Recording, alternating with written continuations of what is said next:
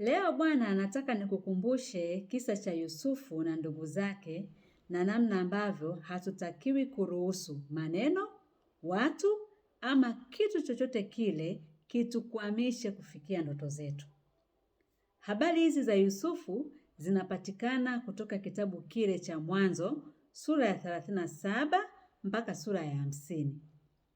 Huyu kijana Yusufu, Mungu aliweka ndoto ndani yake ya kwamba atakuja kuwa mtu mkuu sana, mtu mashuhuri katika zama zake, na hata ndugu zake watamheshimu. Kama ilivyo kwa watu wengine, Yusufu akashare habari hizi ama ndoto hizi na ndugu zake. Badala ya ndugu zake kufurahi, kumuombea ndugu yao, kumtakia mema ili zile ndoto zifanikiwe, wakamchukia. Wakaanza kutengeneza mpango wa kuharibu ndoto za Yusufu. Wakafikia hatua ya kupanga njama za kutaka hata kumuua. Mwisho wa siku wakaamua kumuuza utumwani Misri. Emfikiria, ndugu zako, rafiki zako, watu wako wa karibu, badala ya kukufurahia, wanaamua kugeuka kuwa adui na kukufanyia mipango mibaya ya kukukwamisha. Ndivyo ilivyotokea kwa Yusufu. Yusufu akaenda Misri na maisha yake kule Misri hayakuwa marahisi.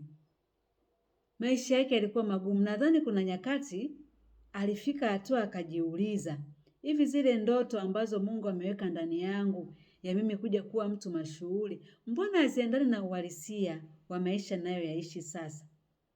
Lakini aliamua kuvumilia, aliamua kumwamini Mungu na kushikilia ndoto zake. Mwisho wa siku, ndoto zikatimia. Yusufu akawa mtu mashuhuri sana pale Misri. Akafikia level ya uongozi ya kuwa waziri mkuu. Na tunaona akawa mkombozi kwa ndugu zake. Wakati balaa la njaa limeingia kwenye dunia ya wakati ule, ndugu zake wakakimbilia Misri.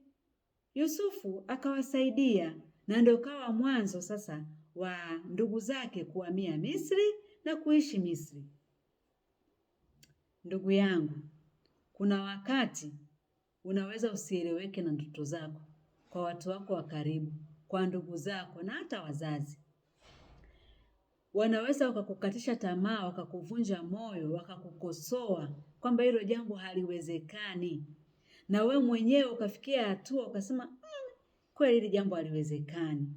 Lakini nataka nikukumbushe kuwa yasiyowezekana kwa mwanadamu, kwa Mungu yanawezekana.